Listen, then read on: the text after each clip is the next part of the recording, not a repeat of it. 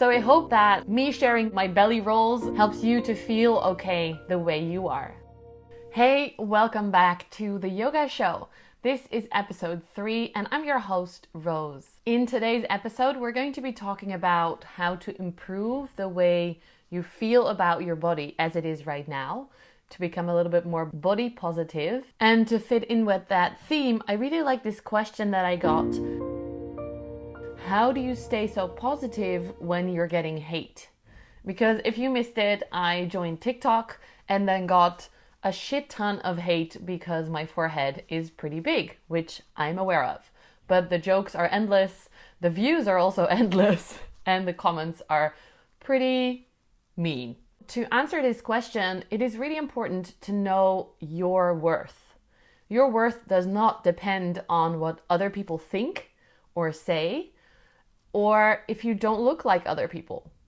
Learning to see your worth from within is so important and also really difficult. We'll talk more about that in the rest of this episode. The way I look at it, especially on social media, these people that hate on you take the time to watch your content, to consume your content, and then to comment, to type out their mean words. This takes a lot of time, this takes a lot of effort.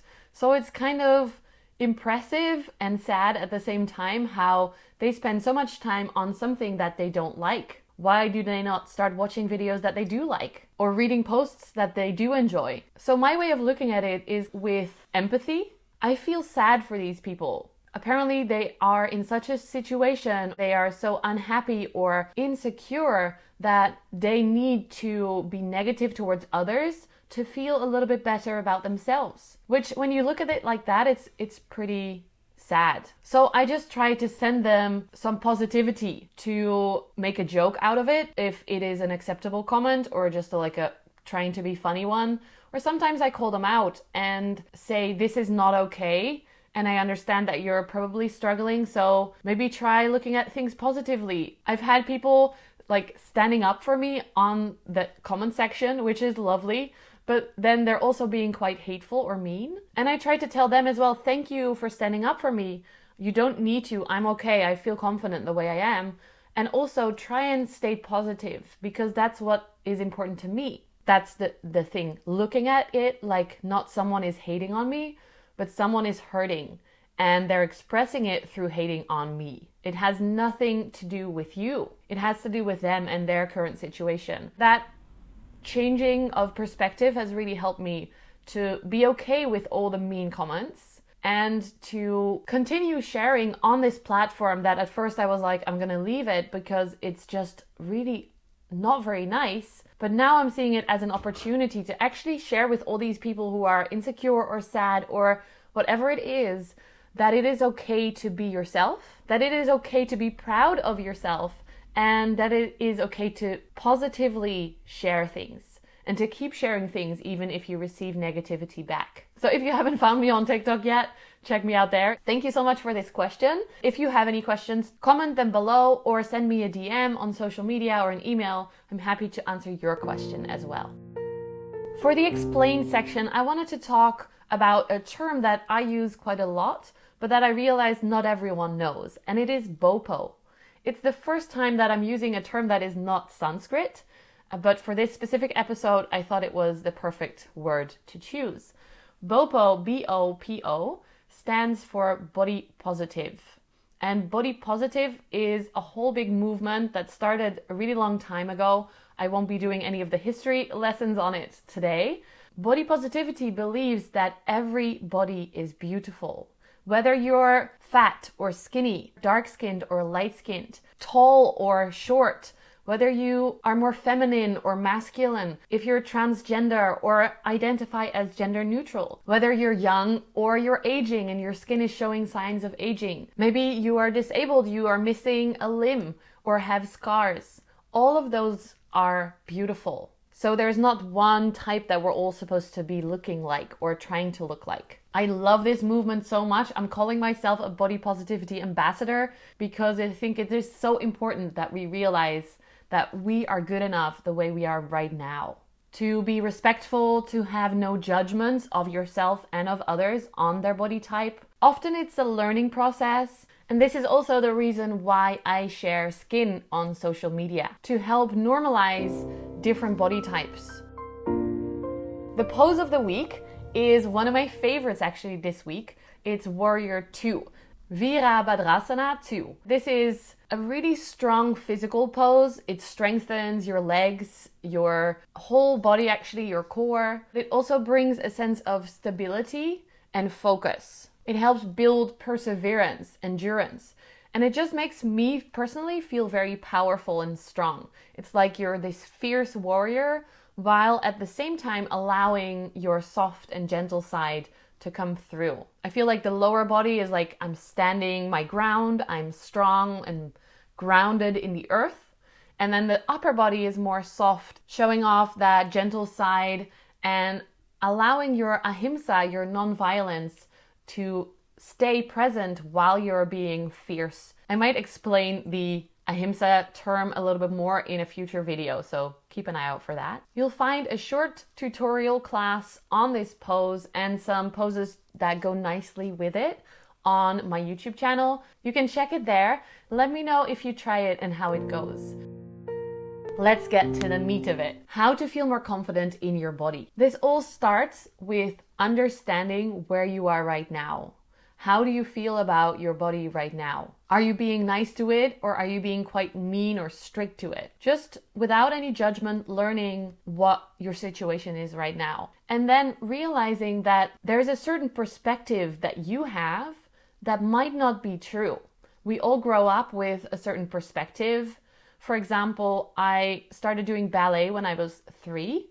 So my perspective on what was beautiful was the typical ballet perfection body. So super skinny, no curves, very flexible, and just, no boobs, no butt, nothing. And I grew up with this for quite a while, thinking that that was all everyone thought was beautiful. Surprise, it isn't. There are many different views on beauty, many different opinions, and the most important opinion is of yourself. That's what we're talking about today. By gaining some perspective, years later actually, I learned that my granddad, who was a PE teacher and also a 3-time national champion of wrestling in Holland, was super muscular. He is like a beast. I'll try and add some photos of him here or in the show notes if you're listening to this as a podcast. So I learned that my family naturally is very muscular. Building muscle comes easy to me. I always thought that I was really fat and like heavy. But then when I learned this, I realized that I'm really strong. So it's really helpful to take a step back and observe what your growing up, your way of thinking is pushing onto your physical body right now. And then it's also important to realize, are you pushing yourself out of balance? Sometimes this means that you're letting go too much and you're just giving up kind of. And other times it means that you're pushing yourself so much that it's actually become a little bit too much. This is where I want to put the trigger warning in. If you don't want to listen to me talking about my eating disorder, skip ahead to the time point that I'll put in here. Because for me, that was what my eating disorder was about. Pushing me so much that I would either be working out many hours a day doing different things that I said I loved, and I do, but they were more meant to make up for whatever I'd eaten. Then I'd go on a super strict diet for a while, not being able to keep it up forever because it was crazy strict. And then I'd binge for a weekend. I'd eat so much shit and carbs and sugary things. Oh, sugar, so much sugar. So I'd go between coming across super healthy, working out all the time, eating super healthy, and then retreating into my room, into myself, just ordering food, eating all of it, sleeping and watching TV, being like a couch potato doing nothing. And it's important to know that food is something that we will always need to use. If you are an alcoholic or a drug addict or whatever it is, you can stop.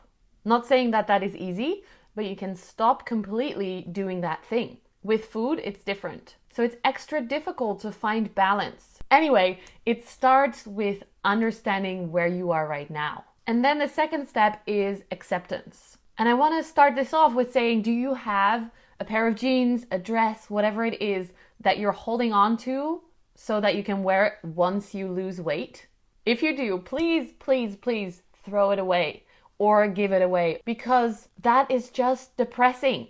Also, think about how you talk to yourself about your body. Would you talk to your friends like that about their bodies? If the answer is no, then you should probably also not talk to yourself that way. So this acceptance part is a lot about shifting your focus, letting go of the negative self-talk and focusing on the positives. Can you identify things that you do enjoy about yourself, that you do like about your body? Can you only use positive words when you're speaking about yourself to others and to yourself? Especially if you're a mother and you have a little kid running around, it's so important for them to hear that it's positive. I have some videos on my YouTube channel that show you very practical exercises, and I'm also hosting a new course where it's 7 weeks of us going through a process together. I'll give you exercises and videos to practice with, and we have a weekly live check-in where you can ask your questions. I'll talk about that a little bit more later in the video, but if you want to sign up, go to my website,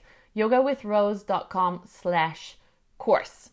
And Roos is Roos, the Dutch spelling. Acceptance is also self-compassion, being softer to yourself, not pushing yourself so much out of balance. For me, it's also not being ashamed anymore of my numbers, my stats. So I want to share them with you. I am 1.75 meters, which is 5'9". This is pretty normal for a Dutch person, but I do know that it's pretty tall for the rest of the world. I've traveled quite a bit and I'm always pretty tall. And generally my body is pretty big as well. I have big hands, I have big feet. I have a size 43 feet, which is a US size, women's size 11. I know, this is really big.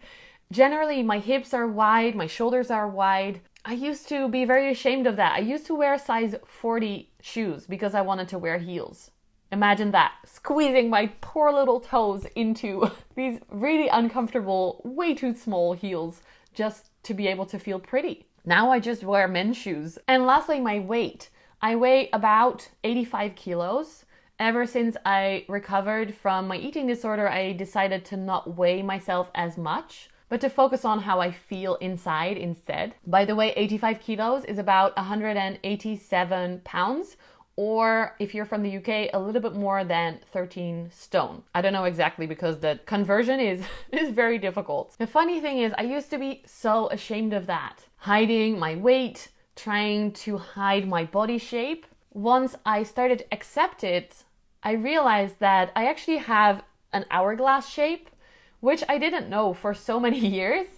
And hiding that away in baggy sweaters and t-shirts does make me look a lot bigger than I am, because I'm not accentuating my body, I'm just hiding it. I'm not saying that it's not okay to hide your body if that feels better for you in this moment, but learning about it and just rocking whatever it is amazing. I'm comfortable now having my belly out slightly when I'm teaching class and showing that skin without being worried of what people think or how it comes across. You only get one body in this lifetime, so why not accept the way it is and enjoy it for what it is? And again, that's why also I think it's important to show those pictures on social media with a little bit of skin, not because it makes me feel good or comfortable. It actually used to make me pretty uncomfortable, but a friend of mine, Hero, kind of coaxed me into it, explaining that if I want to be a part of this movement of change, then maybe it's good to show my real self on social media. And my real self at the time was in Thailand, running around in a thong bikini all day long, doing yoga in it, feeling super comfortable. So why was I not showing that on my social media page? Knowing that it's helping you realize that it is okay and normal to have your skin fold when you're folding your body in a certain way. Even the most fit yoga people or models have this, because that's what the skin is meant to do. When you stretch out, it stretches out. When you bend, it folds up.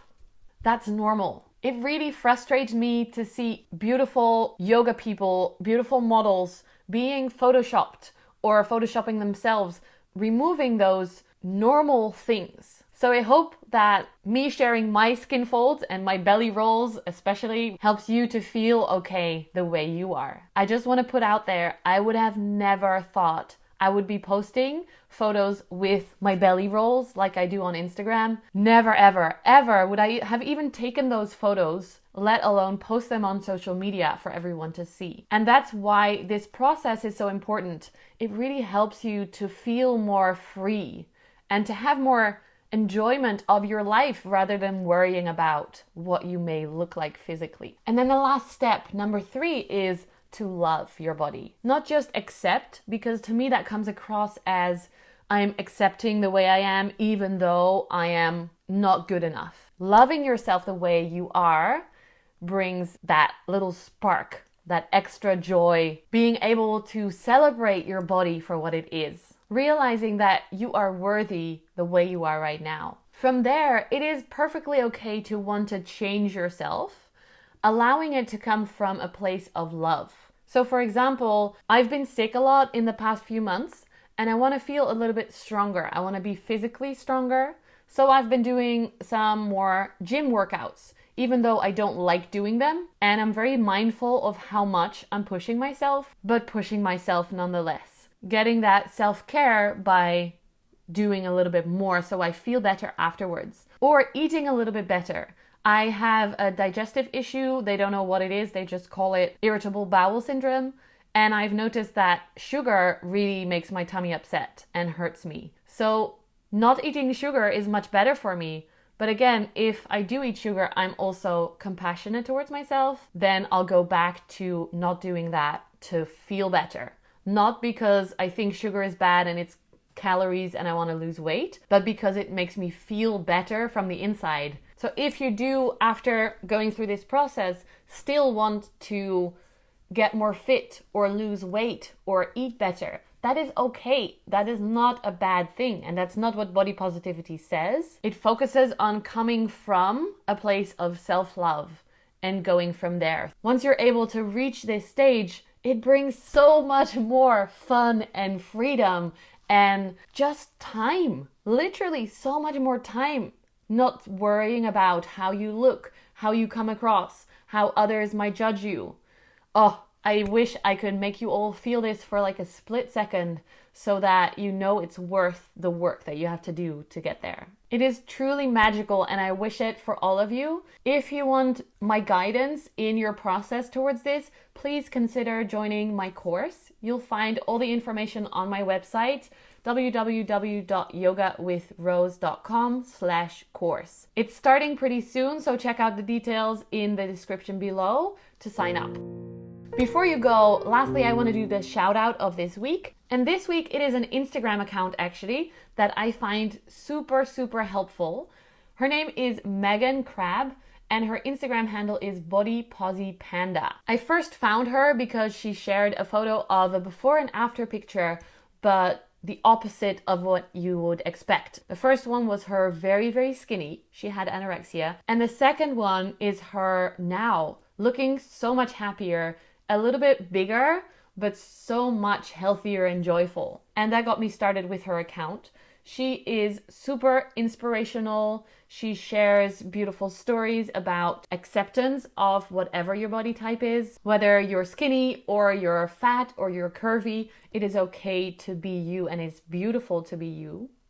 She also brings so much joy, not only through her face, her beautiful, lovely face and her hair, which is always different rainbow colors, but usually about purple and pink. But she also posts these really fun dances where she jiggles. She wears underwear or a swimsuit and she jiggles her whole body. And it's just pure joy. Being that free in your body, being that confident in yourself is what body positivity for me is about and what I'm so grateful for having found. So definitely go check her out. She also written a book, so if you want to learn a little bit more, check the book out. With that, I want to close this episode. Thank you so much for watching if you're on YouTube. Don't forget to leave a thumbs up and subscribe to my channel if you haven't already. If you're listening to this podcast, thank you so much for listening and I'd love to hear your thoughts. So send me a message or leave a review for this podcast. Thank you very much. I hope you enjoyed this episode, and I'll see you next week.